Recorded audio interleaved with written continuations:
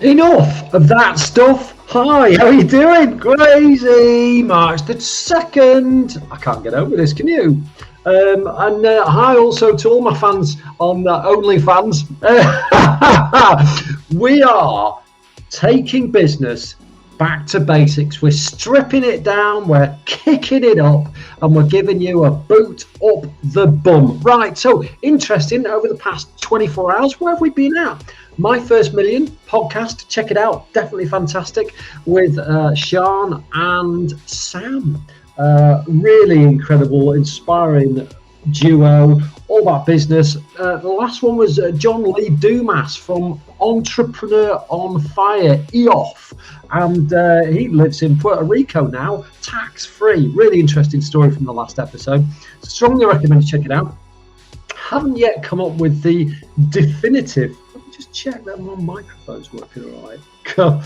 In your case, you'll be thinking, I'm glad it's off. Yes, it is. It's working fine, isn't it? So just still thinking eternal quest, trying to figure out exactly what we call this crazy thing that is happening right now. And MG Siegler is on the case. Big shout out if you have got anything to do with TechCrunch, or no, it's not his world anymore, but it used to be.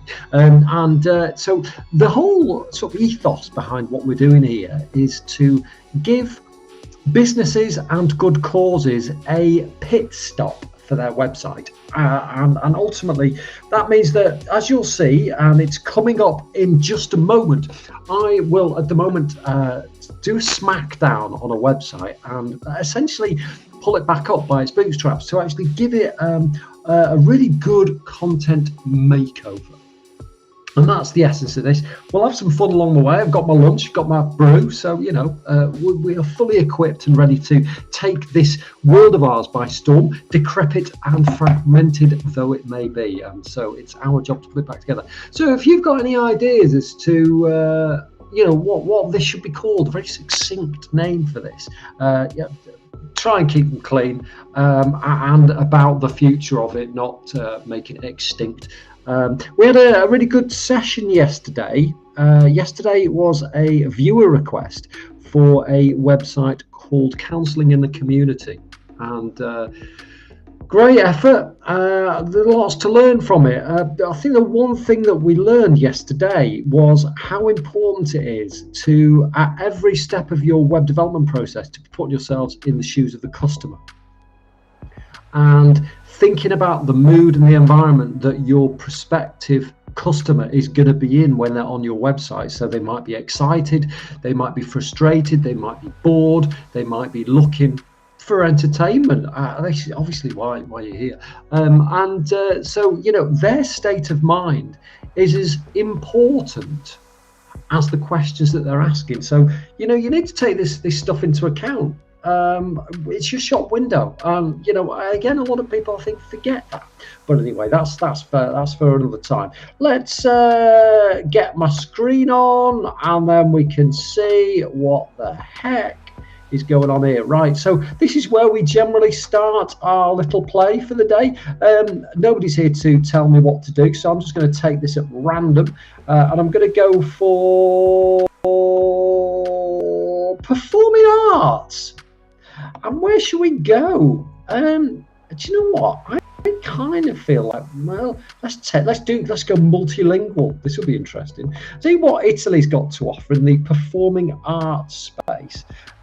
This looks like an interesting one. Now, this is going to be different, and like I say, nothing. When you come here, nothing is the same. Nothing is ever going to be the same. Everything's different. Everything's changing. And when I tackle websites, caveat, never seen this website before in my whole life, and I'll say that probably for 90% of the websites that we cover in the show that is like today, but on a different day. Right, so you can see that all right. Oh, can you? No, you can't. Let's not make the same mistake that I made yesterday. Let's share another screen for you. Go to the teatro.it. That's more like it. Okay, this is what we're seeing. Teatro.it is the website. You know what? What's really good is about 2 years ago, before the pandemic, not a lot of people were thinking about their websites as functional entities. They were thinking of them as a poster, brochureware, check out all the stuff we've got to offer, but we're not going to make it easy for you to get hold of it. And increasingly, and we've seen this over the past few days now as well with the realestate.com.au, and we did usps.com, and now we're at teatro.it. They're all putting functionality and utility above the fold, and this is so good. I mean, as you'd expect from a performing arts website, the majority of people who come here, apart from, patrons of the arts who just want to see what you're up to, or competitors who want to snoop, the majority of people are going to want to come here to book tickets for an event. So kudos to teatro.it. Though they've got a very old-fashioned website, they are at least making it very easy for you to book tickets, which is the objective of the exercise. So great work, Hugh. Right, okay, I'm assuming that the advert top right is for a performance at your theatre. Teatro.it, I would imagine, is a portal to a world of theatres. So when we go down here, we can sort of look for, what's the performance, whereabouts. Okay, so this is, all right, so this is like a gloss, this is like a directory of performing arts venues, which is wonderful, and this will be an advert from one of the suppliers, one of the theatres that is part, I would assume, of this directory, which is great. So straight away, what I like is that you are able to choose the city nearest to your home or where you live, and I'm assuming that it will change accordingly and present to you stuff that's happening in your vicinity. 24 square. Yeah, it's looking good. My Italian is worse than my Polish, but better than my Czech. So I won't be going into too much detail about words and stuff, but let's just take a bit of a look down on the screen. Let's see what's going on here. So you've obviously got, right, so I'm a purist. I think websites are function first, flair second. So patterns, headers, footers, everything in between.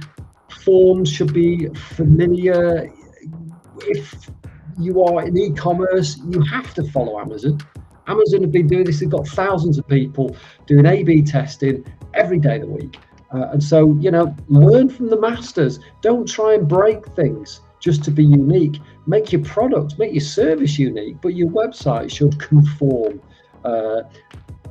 Get people so far into your website and so far into the checkout process that they've qualified themselves as a customer, and then you can start flaunting yourself and start being a bit quirky. But don't do that at the top of the funnel when people are a little bit cautious, not sure about you. So teatro.it, I think, is a great example of how to follow the lead of others. I wouldn't use this container and this carousel. I hate carousels, and these are a bit like FAQs. It's like, if you've got some really good stuff to say it on the homepage. Be brave. It's not all going to fit above the fold, which is essentially here above the where you have to scroll down. But if copywriting, they call it a slippery slide, where capture people right at the top of the page applies the same to websites. Inspire people, give people just enough of a taste and make it motivational enough so that they want to take the journey down the page with you. So all this stuff on the carousel, you could share, what I'm talking about, you could get that space back and either use, let's not forget, we've always got to think mobile first these days, but you could show, say, 4 or 5 of these, the primary object of your affection, at the top in blocks across the width of the screen, or small on mobile, just stacked. And then as people go, oh, that writing's crisp, or oh, I like the feel of this website, they're more inclined to take that slippery slide down with you and see everything in here. Whereas at the moment, you're banking on people clicking right, clicking left. 1% of people will do that, 2% at best. And so you're missing out on Casanova Opera Pop. Nobody wants to do that. this is very good in terms of the categories. You've got some news in there. You've got which theatres, locations. You've got look at that. Oh, that's interesting, isn't it?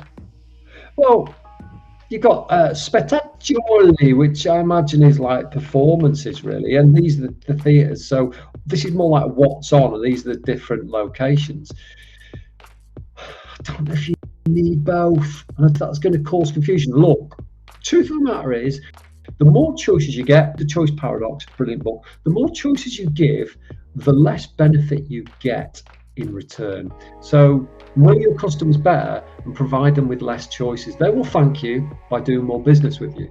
You will thank yourself by having less stuff to manage, less taxonomies to interrogate and validate, and open and closed card sorting will be a thing of the past. And you'll be able to use your analytics to inform you. You won't need to get too qualitative.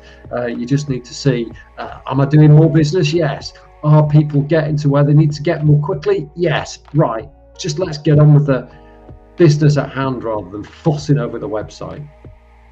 And I think this kind of really, well, okay, if we're going to get into the nuts and bolts of stuff here, which I suppose we should do, I like this in terms of you to be able to choose the news that appeals most to you.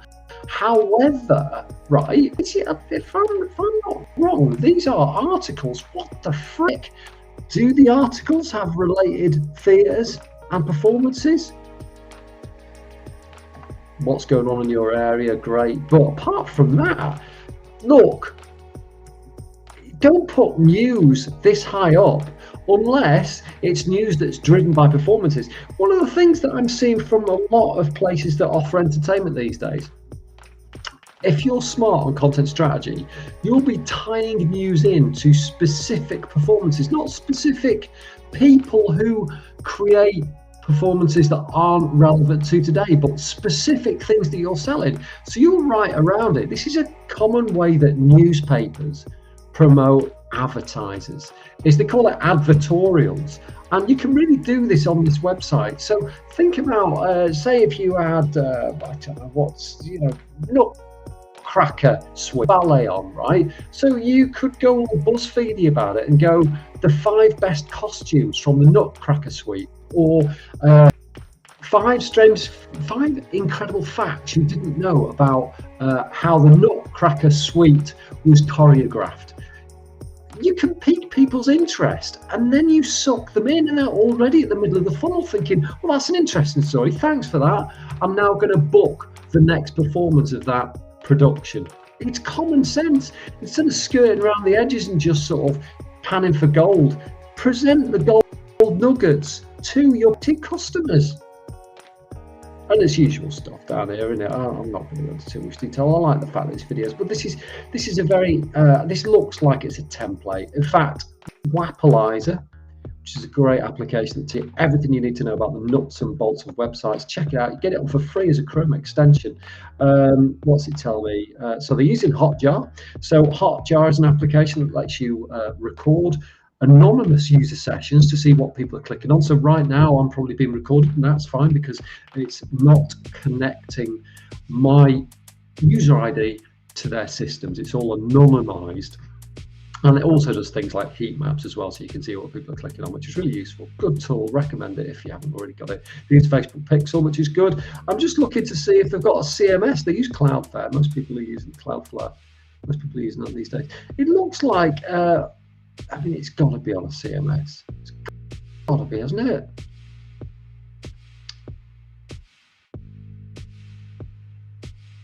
PHP, Tag Manager, all the useful stuff.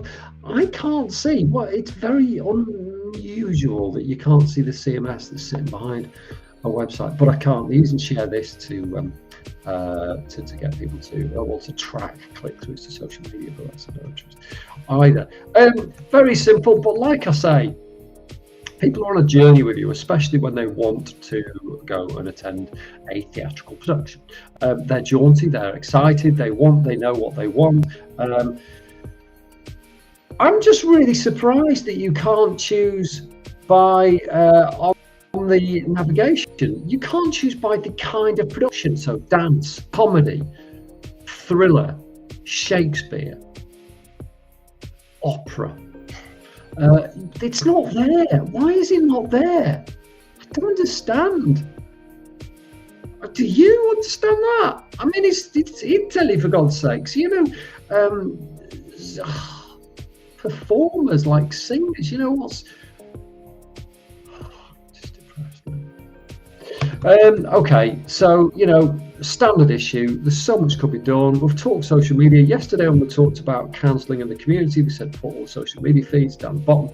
I think in the entertainment world, there's more of a reason to have them close to the top, because you can do a lot more with social media, and there's a lot more things you can sort of schedule events on social media. So there's a little bit more justification getting social media icons higher up on your website. But I dispute whether they should be above your main navigation. I'd say definitely not. But that's up to you, and I think they've probably got this in the bottom, in the footer, which they have there, which is all good.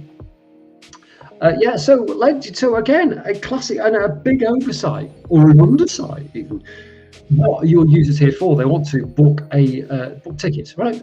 They want you, if they don't know what they want specifically, and I would assume that you can, this search here, crikey, and it drops down, not pretty, should be on the same line.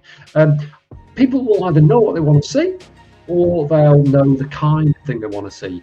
They can use your fairly messed up search box. I'll click there and nothing will happen. I'll get frustrated and I'll have to go down there, which is the same colour as the background, which is ridiculous. 2 blockers there. They'll know the kind of thing they want to see. And I'm going to guess that eventually, through categories, they'll find the type of performance they want to see, but it's not clear. I don't know why news is such a big deal here. If they know what they want to see, chances are they'll probably go to the theatre itself, right, and book it there.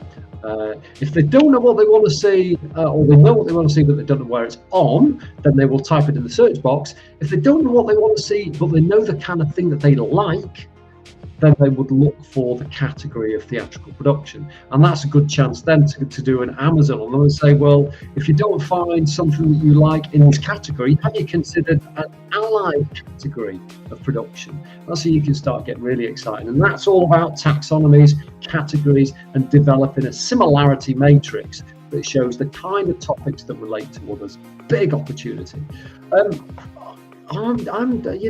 It's so advertising heavy. First Direct Bank, what's that got to do with a theatre website? Look, I know this is all for profit. I know this is probably not run by a charitable organisation. One could argue it should be. It's getting a lot of traffic. It's up there. It's the #1 website for performing arts in Italy, according to SimilarWeb. Honestly, seriously, this drives me insane. Insane. So much to learn, so much to do, and that's why we're here. At the moment, we're called Website Rewrite, but you and I both know it's about so much more than that. If you've got a website that you want to learn so much more about, I've probably given teatro.it updates and improvements that could probably make them in the region of €100,000 extra a month. No kidding. No kidding. Some simple stuff there, getting the navigation right, getting the categories right, presenting people with what they want, not what you think they want. All these things in their entirety could make teatro.it €100,000 a month more, if not more, than they already get. It's crazy. And this is the world we live in. So this is why you're sticking around. This is why you're learning good stuff. And look, now you know what this could do for you. Get in touch at Dave Thackeray on Twitter. Get me on LinkedIn. Get me at dave@wordandmouth.com if you would like to contact me in private. Although let's be honest, your website is going to be public, exposed to the world as we cruise through it and figure out some great ways for you to make money from it. Thank you for joining me today. It's been an absolute flipping pleasure. This is the 2nd of March. It's hump day.